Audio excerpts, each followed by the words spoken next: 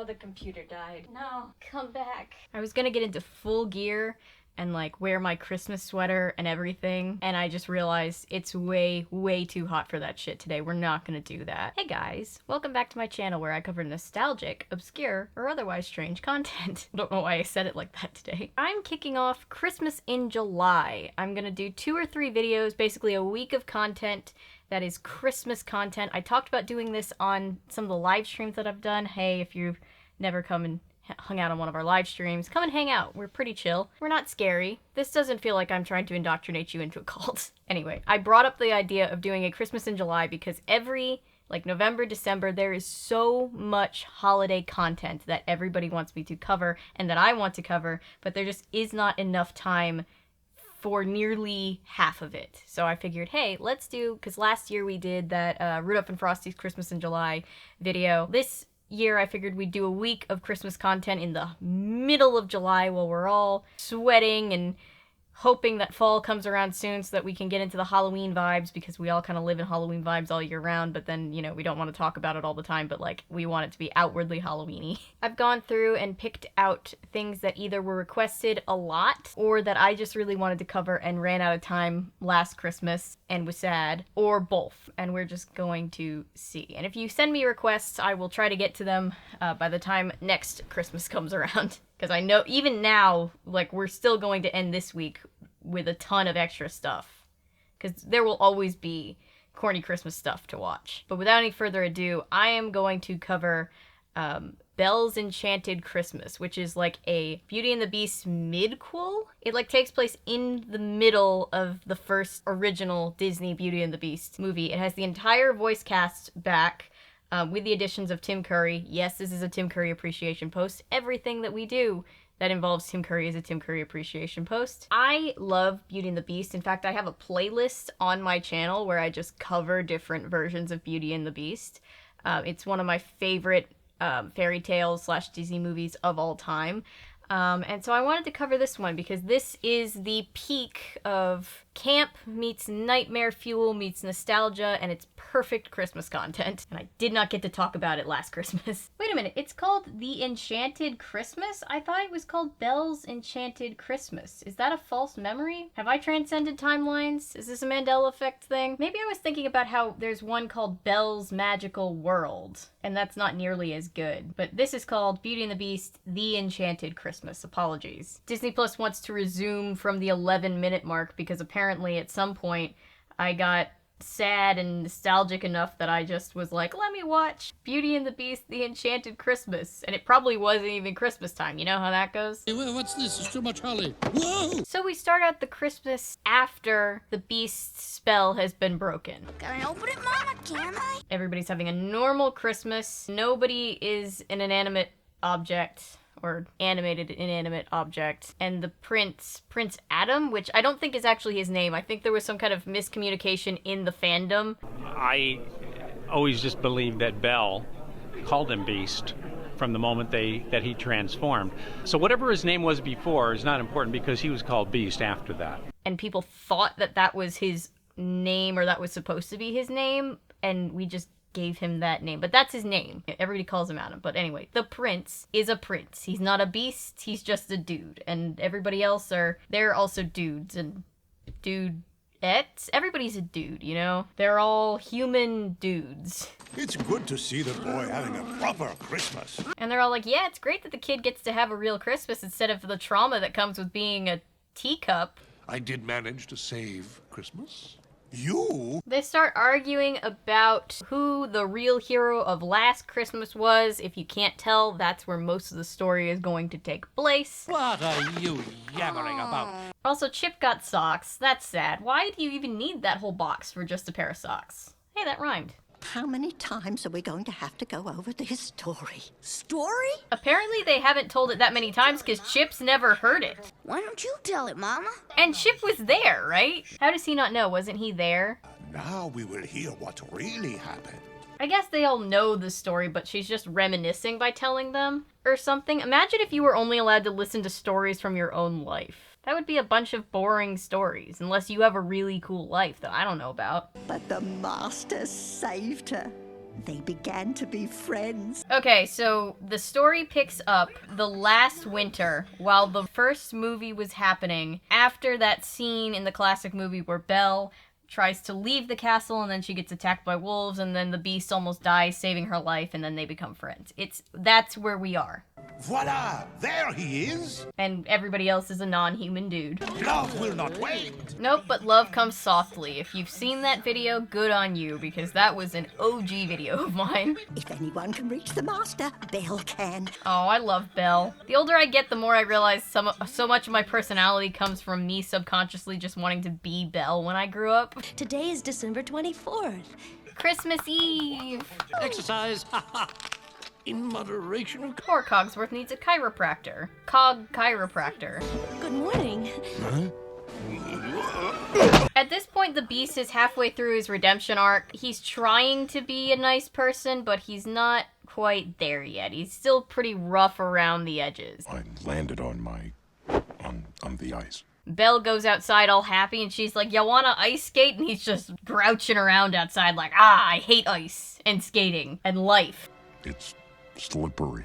The Beast is so adorable. I can't get over it. Even at 2 years old when I first saw this movie, I couldn't bring myself to be afraid of the Beast. I once met him when I was really little at Disney World, and it was just, I just like remember holding onto his finger with my whole hand and just like being like, he's like a big puppy, I love him. See, it's easy. It's not easy, Belle, don't lie to him. Although I do love that he's just skating on, what, his claws? He doesn't have ice skates on. I think this may work. Oh, and if you haven't seen this movie yet, or in a while, just remember, there is CGI Tim Curry villain in this one. They made this horrifying choice, which actually kind of works in my opinion, but they made this choice to make the bad guy, who's voiced by Tim Curry, be 3D CG animated instead of 2D animated, and it really makes him pop out in a really jarring way. Bring the house down. This did terrify me as a kid. I was terrified. Bad guy is a giant organ with magical superpowers, and his bad guy sidekick is Fife, a tiny little piccolo. I'd do anything for a solo. I'd say how the hell did we get a sentient organ in the attic, but you know we're going to know by the end of this, so I'll just keep going. I thought I had merriment outside the window. The bad guy, whose name is Forte, he's a giant goth mood, if you ask me. Would you look at that? Well, I think I might. I'm bolted to the wall! Oh, right. He's so salty, I love it. Because that pretty girl is holding his hand. Forte does not like the idea of the Beast getting close to Belle because he doesn't want the spell to be broken. I've got some questions, but let's hear his explanation.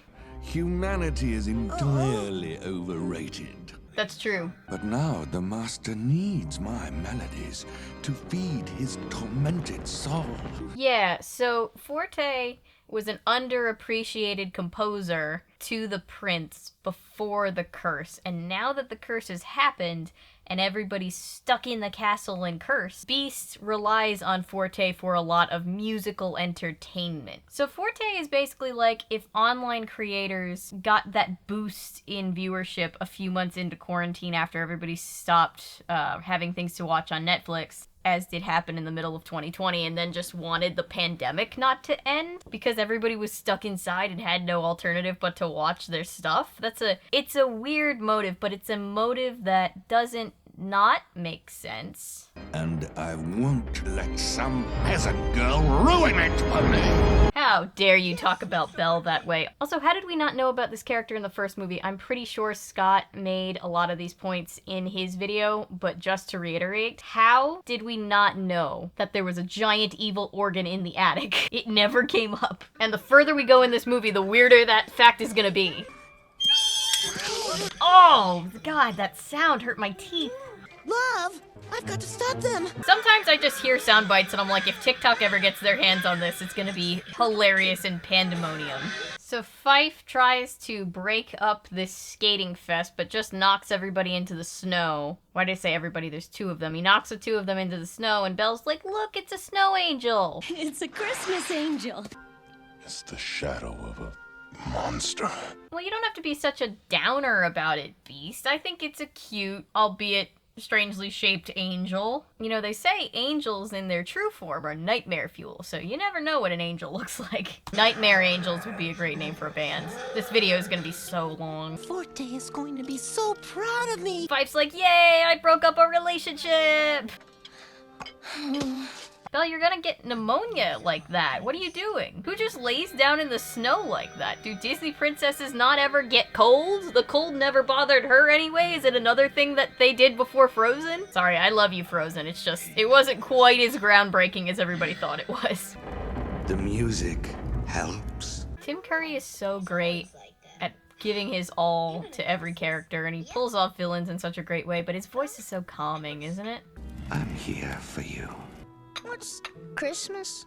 Oh, Chip. Again, how does Chip not know what Christmas is? I know that the Beast hates Christmas, and so we're all kind of trying to downplay Christmas, but there's no way that Chip doesn't know, and again, I'll have to save that commentary for later. What are you gonna get him?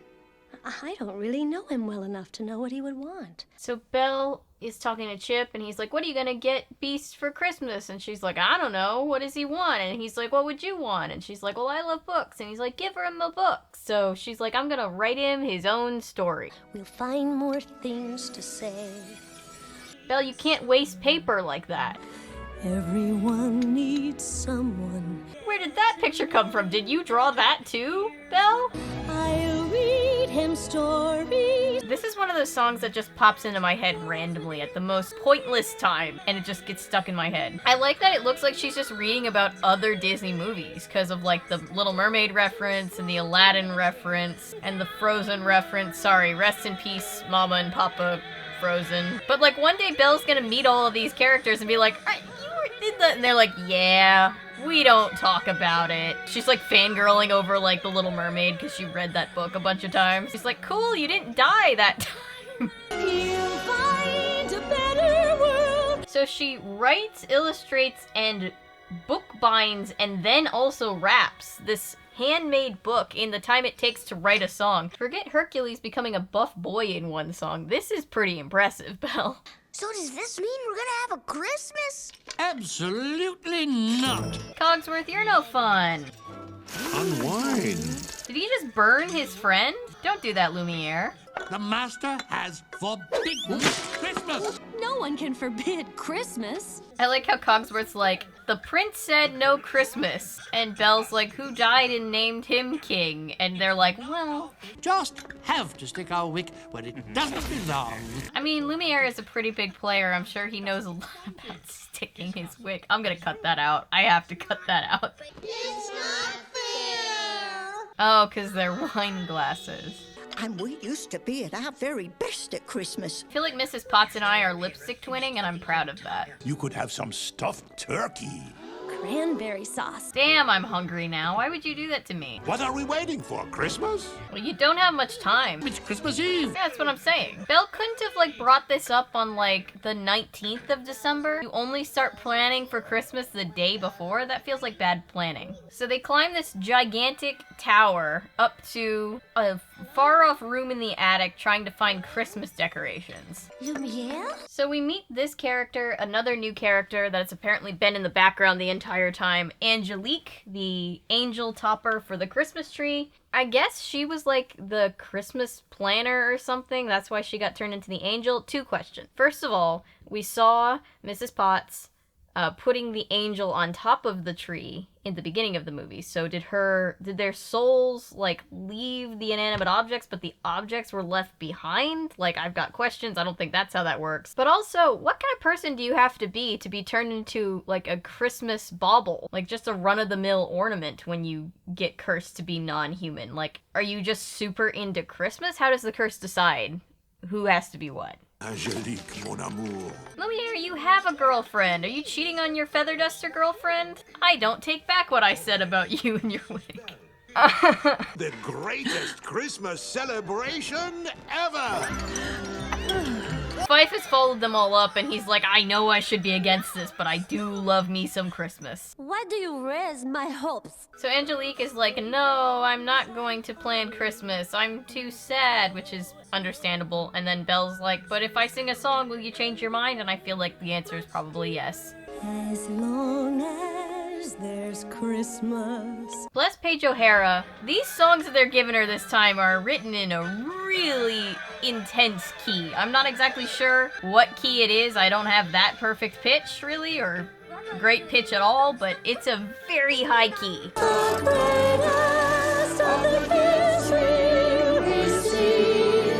She's killing it as always, but God love her. We will build a snowman. It will stay up Until July. I don't think the snowman's gonna make it till July. Have I told you about this movie Frozen? I don't want to go all the way up there on the top. Just an angry angel on top of the angry angel would be a great name for a band. Is it a magic tree? Oh no, it's just imagination. The real magic is the imagination we made along the way. The master mustn't find out. So everybody's all geared up for Christmas, and then Fife tells Forte, and then Forte tells the Beast, and then the Beast is like, "Ma, Christmas?" She's planning Christmas? Yes. That bitch. Perhaps she doesn't know how I feel about Christmas. Okay. This is a very interesting part of the movie. Because you might be thinking, the Beast doesn't like Christmas because it's a happy time, and he loathes happiness, like the Grinch. But oh no, there's much more than that. And you know how much we despise Christmas. We get another flashback scene, which is, technically this is already a flashback, so this is a flashback inside of a flashback? Inside of a mid-cool movie. Moving on. Bring me my presents! In this flashback, the prince is being a royal pain in the ass. A storybook? Oh, you're not gonna like what Belle got you. Don't open it. I hope you have something better for me, Forte. Yes, sir. Oh wow, Forte's got a very specific look that he's going for with that makeup. It's definitely a reference to the powder makeup that was worn, I guess, in that period in real life in France, but it is not less scary in human form. He really isn't. I mean, he does have style, and he does have piano keys, like, on the cuffs of his jacket. That's pretty cool. In your honor, master. Ugh. Although the way they did the eye makeup kind of reminds me of Frankenfurter from Rocky Horror. I wonder if that's, like, on purpose or just a fun coincidence. Forte, that stuff is gloomy. I guess Forte's music is too emo for the prince. Who disturbs my Christmas? And then who shows up at the door? Please, take this rose. But the old woman with the rose. And we find out that the day that the prince denied to help the fairy godmother or enchantress in disguise was Christmas, or at least Christmas Eve. You have been deceived by your own cold heart. Say what you want about the Beast, but the enchantress cursed him on Christmas? That's low.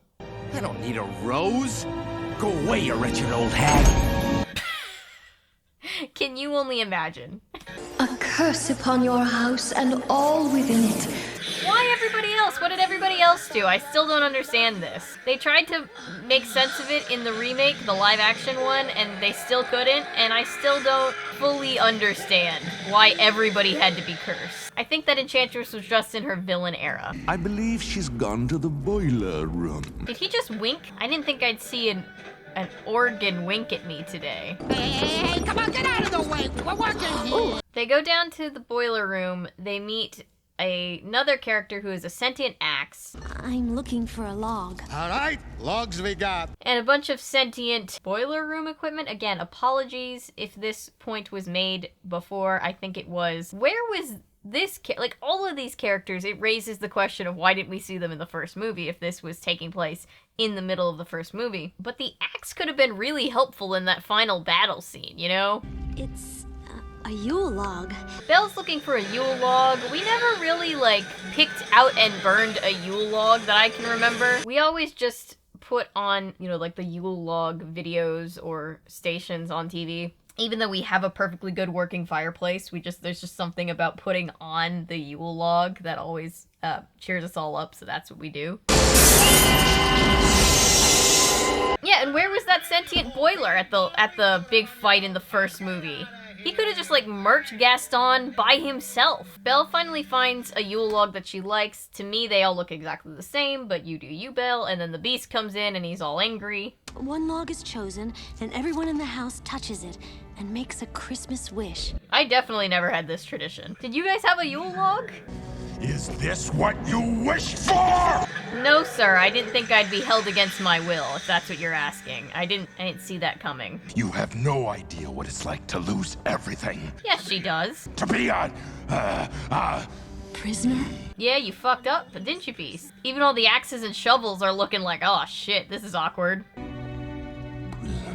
Even the boiler doesn't want to talk to him, jeez. It's all decorated and pretty and there's garlands everywhere. Oh, he's gonna flatten Chip. Chip's gonna be a little pile of porcelain mulch if the Beast sees all that. But I thought he couldn't forbid Christmas. Well, he can't. He can't. Yeah. We'll have Christmas with or without him. What's he gonna do, yeet it off the calendar? Like what happened to Halloween in Scary Godmother? Or was it Scary Godmother 2? I can't remember. Let's go get a tree. The next day they go looking for a tree. What about this one? Hey, it's a Charlie Brown tree. Unlike the first Beauty and the Beast, where the message was, don't judge anything by its outward appearance, they are absolutely judging Christmas trees by their outward appearance. They're very elitist with what kind of tree they decide to chop down and haul into the house. What is that? Ooh, it looks like a Christmas present. Don't you feel silly now, she gave you a present. Beast needs some new curtains. He needs to take a run to IKEA or something. That curtain's on its last leg. It's from a girl. Mrs. Potts? Sounded like he was scared that Mrs. Potts had a crush on him. Come on, man. Mrs. Potts is a snack. We all know that. You can't open it. Why not? Because it's not yet Christmas. Lumiere talks him out of opening his present early, and then he's like, I should probably get Belle a present too. But I don't have a gift for her. You could also try to get a present for all of your staff.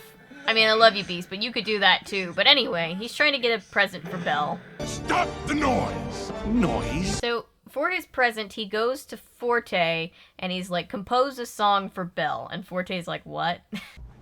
And make it happy. Oh, but happiness is so depressing. Forte is great. What's next? Love songs? Wedding marches? Maybe. Wouldn't you have fun playing a wedding march, Forte? Wouldn't that be great? I mean, they'd have to get married in the attic, which would kind of be depressing, but it'd be a shining moment for you. Fife! Poor Fife, he lost his hat. I need you to pace when I think. Oh, not being able to pace would really suck. She fills his head with dreams of love and hope. That bitch.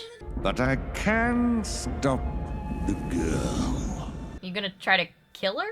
Don't do that. This is the last one. There were way more trees on the immediate property in the last one when they didn't need a Christmas tree, wasn't there?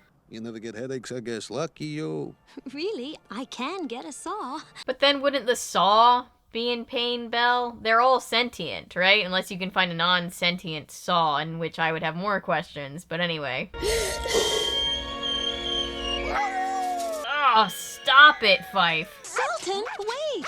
The dog's name is Sultan? Was it named for the Sultan in Aladdin? Didn't that movie come out in between the first Beauty and the Beast and this one? Come to me. So the music turns diegetic as Forte lures Belle upstairs with a song. Hello? And Belle fears nothing because she hears creepy organ music coming from the attic and she's like, it's fine. What have I already not seen yet? Was that a sentence? That probably wasn't a sentence, but I think you know what I mean. We heard the most beautiful music. Was it you? Belle, he's a piccolo, Belle. Did that sound like a piccolo playing? Maybe she thought that he was playing the organ, but he's tiny. How would he reach all the keys? I am Maestro Forte. She really does have guts. I don't think I could go face to face with Forte and not flinch. Have you gifts? Yep. Food? Yep. Garlands, ribbons, wreaths? Check. I would give so much money to hear Forte just keep naming stuff that you need for Christmas. a tree. Did you look in the Black Forest? You would think Belle would have a little bit of trauma considering the last time she went out into the woods, presumably just a few days ago, she was almost eaten by wolves. I mean, I love wolves, but I've never been almost eaten by one. I would be kind of traumatized if that happened to me. Keeping your word is much more important than bringing joy. Being gaslit by a fancy piano. You are in more danger in this very room. I believe that. Au revoir, Fife. Au revoir. Oh, Fife is so cute. Make sure they don't come back. This is a murder for hire plot with a piccolo. She's so nice. Perhaps you can recommend someone else to play your solo? It was the piccolo in the Black Forest with a piccolo. He himself was the murder weapon. That's super twisted. Meanwhile, Beast is setting up a very dusty Christmas. Codsworth! You bellowed, sir? You bellowed, sir. She has to hear a song. Yes. Splendid. That face of confusion could be a giant meme. Amateurs. Oh, and Angelique still hates them and Christmas, apparently. She's like a begrudging accomplice. Oh, c'est magnifique! Wouldn't spinning the thing like that make it so that, like, the wind would put the candles out as fast as they were lit? Anyway, I'm being nitpicky now. Lumiere, wait, I'm leading. So by this time the sun is going down on Christmas Eve. Remember, all that we've seen today has happened in a day, except for the stuff before the flashback, and the flashback in the middle of the flashback. But still, they've had a very productive day. Quit dawdling. I'm not dawdling, I'm waddling. Well, don't dawdle then. We're in a hurry. Be nice to Cogsworth. His legs are short. That happens to some of us. Beast is still waiting alone. He needs to light some candles or something. There's no ambiance in that room. Play Belle's song.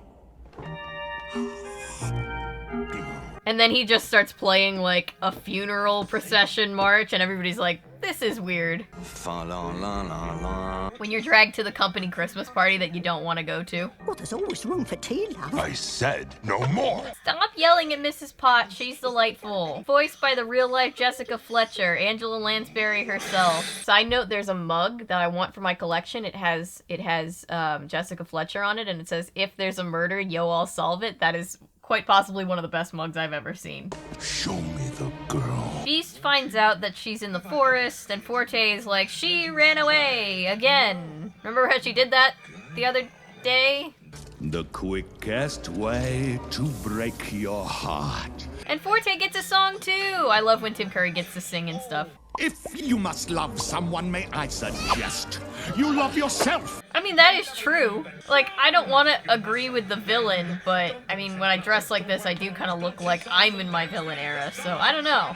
He said love yourself. I can't disagree with that. Don't fall in love. Maybe I'm just a salty Capricorn. We're all destined to be in villain eras eventually. And love of any kind is bad.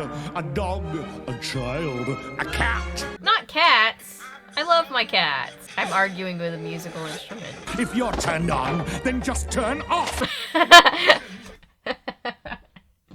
Wiser words may have never been spoken by a Disney villain. If you're turned on, just turn off. Emotions are a thing all great men overcame. It'll save you a lot of heartbreak, I will give you that. You'll turn to drink. You'll turn to drink? Oh my god. This is a Disney direct-to-video movie. Don't fall in love. I don't remember this song. This is a great song. No, no, no, no. So Angelique is criticizing the decor. And then Beast comes down and rips it all to shreds, and she's like, I guess he hated it too. Again with the wolves. Again with the wolves. The wolves are like, didn't we already just do this? That midnight snack looks a whole lot like that midnight snack we almost had last week. Philippe is stressed. Philippe has had to go through a lot in his short, horsey life. Neither of his owners know what's good for him. He probably just wants a carrot. Oh, Hello! oh dear. He's using his friend as a toboggan. Merry Christmas and a happy Hanukkah! Yeah, happy holidays, all the holidays. And if you don't celebrate Christmas, I'm truly sorry that Christmas takes over this channel for like a month out of every year. Fife? She didn't notice he was on the sleigh? This is just like when she didn't notice the chip was in her bag. She doesn't check for stowaways very well, I guess. Oh god, they're gonna go into the lake. Oh, the ice. Oh god, this is how Casper died. No. We're gonna lose the tree! You're gonna lose your life, Chip. Very brave for something so breakable. Well, Chip died. Fife is having like a Titanic moment all by himself with that patch of ice. Which is weird because he doesn't even have a chick to unceremoniously shove him off. Oh no, oh gosh. Oh no, oh gosh. That's a mood.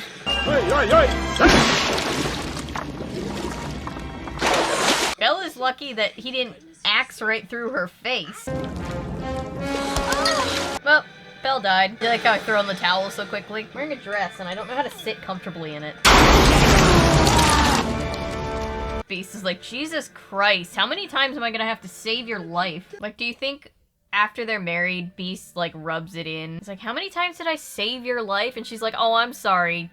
Did you almost become cursed for eternity without me? I thought so, so shut the hell up. I think that's the kind of conversations they have. Oh man, he threw her back in the dungeon. You said you'd never leave. I wasn't trying to leave. She was just trying to get a tree. It doesn't really count as her trying to leave. They need to have a talk about that a little bit more. Things were so much simpler before she came along. Who hurt Forte? What happened to Forte in his life? Before we dared to hope. I want to see an anti-hero spin-off of Forte. I told you, nothing would change. Okay, I told you so is kind of not very useful right now. She's sitting in, like, Death Note lighting. I was wrong. Yeah, there you go. Your words lifted my spirits. Can you imagine if you were in jail and a bunch of people showed up and just started singing at you like this? As long as our guiding star. It's like, I appreciate that. You got like a file or a key? No, wait, Bernadette Peters voices Angelique? I never knew that. There's the symbol of your curse. So Forte wants him to destroy the rose so that he can never break the curse. That's how it works, right? Do it. He becomes that Palpatine meme. He's like, do it! But then one of the petals falls on Belle's present and he opens it. It's technically Christmas now. Oh, a storybook. Did she not put a cover on the book? I thought she put a cover on it. Looked like it just didn't have a cover. Oh, there is a cover. This one's different.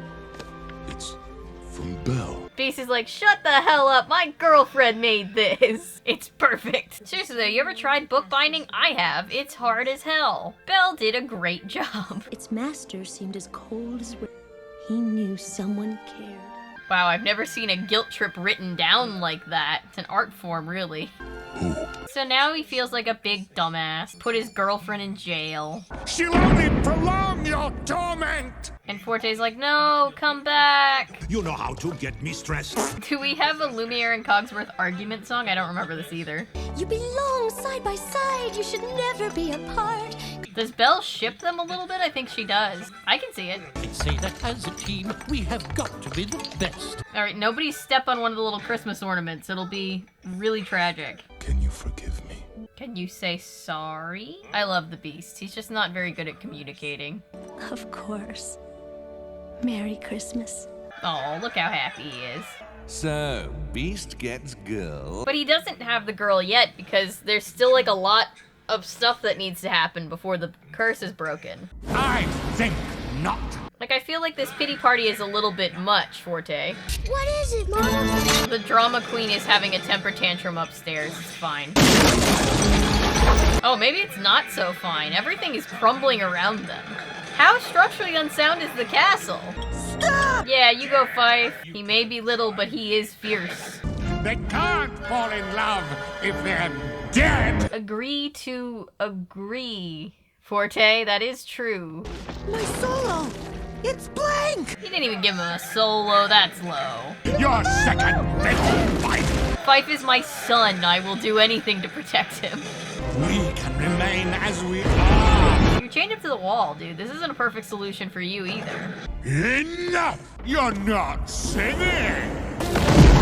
hit him with that magic. How does he have magic when nobody else has magic? The beast runs up and pulls the organ's ability to make sound out of the wall. I don't know how organs work. It's a complicated process. But he destroys the actual organ part of Forte. So Forte then falls. I don't know how he doesn't crush the beast, but he doesn't, thankfully. And then he dies. Forte. Oh, yes. It is lovely. And then they just move on after this actual death has happened violently in front of them. Again, point that's already been made. But what happens to Forte's body? Is there just a dead body in the attic when they all turn back human? Did they bury Forte? There's so many questions. It's wonderful. Oh, I didn't get to this. I said I would and then I forgot because we didn't see Chip in the second flashback to when the beast got cursed. But all the other characters looked about the same age that they are now, even the prince. So I have to believe. Remember how the whole debate was going on with like, oh, by his 21st birthday. Which would bloom until his 21st year. Or by his 21st year, he has to break the spell. And people are like, does that mean that the prince is a teenager? And like, it could be. But also, how does Chip exist? So I've always subscribed to the theory that time moves differently in the castle. And that it's more of like a year in everybody else's time. But it's 21 years of being cursed. So they're all frozen in time, kind of. That's the only way I can make this make sense in my brain. Oh, aren't they beautiful? And they're wearing their iconic outfits again. So was this the first time she wore the dress? Or after that? I think this is before. And what a wonderful Christmas it was. And now we flash back to present day where everybody is not cursed and the beast is the prince and he's a good person. Well, he was always a good person, but he's a less grouchy person. And he and Belle are like, hey, Merry Christmas. Merry Christmas, one and all. Merry human Christmas. I believe we have a little something for you, Chip.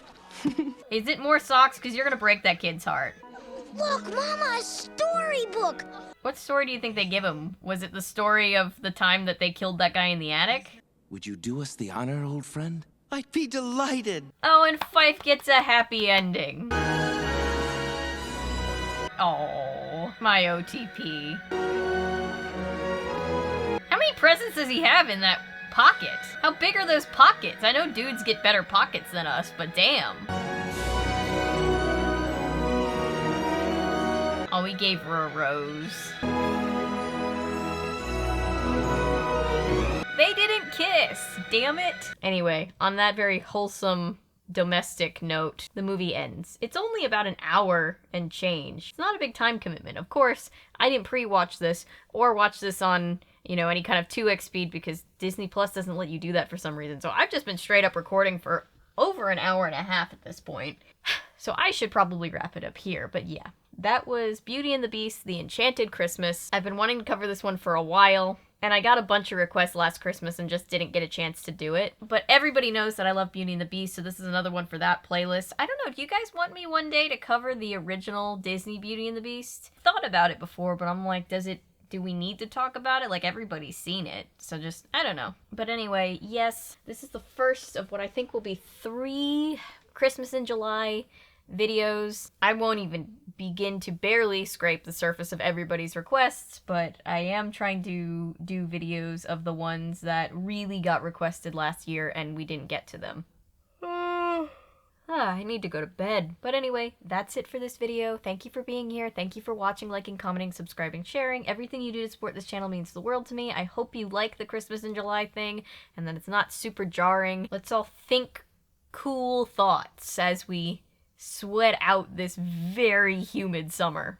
At least where I am, it's super humid. If you're new here and you're a fan of nonsense, maybe consider sticking around because I post nonsense all the time. And remember, my name is Avery. I'm a YouTuber if you say so because thanks to you guys, this is technically a YouTube channel.